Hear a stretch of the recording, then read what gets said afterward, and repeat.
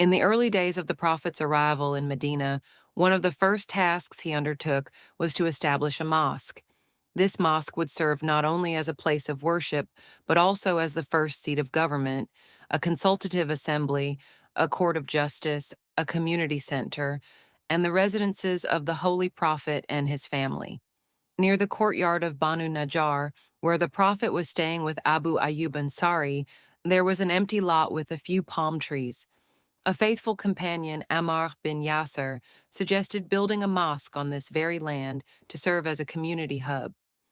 The Prophet loved the idea, but the land belonged to two orphans from the Banu Najjar clan, Sol and Sohail. Upon hearing Ammar's suggestion, they offered the land as a gift to their esteemed resident. However, the Prophet, in his fairness, refused to accept it as a gift and insisted on purchasing the land. The orphans asked for a modest sum, but the Prophet generously paid them 10 grams of gold, far more than they expected, ensuring their satisfaction. Construction of the mosque began soon after, symbolizing a new era of unity and faith.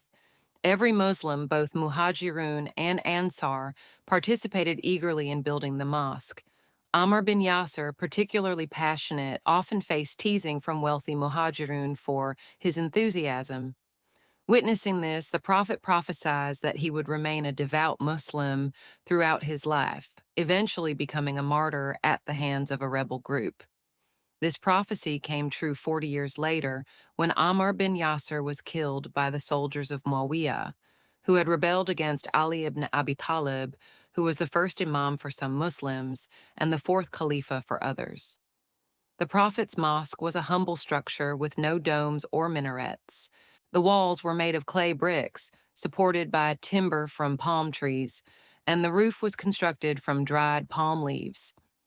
A courtyard was maintained in front of the main hall to accommodate larger crowds during Fridays and festive prayers.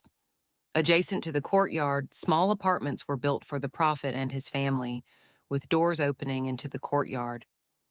Opposite these apartments, around 70 rooms were constructed for new reverts who had nowhere else to reside. This dormitory, known as the Sufa, housed the Ashab as Sufa, the people of the platform.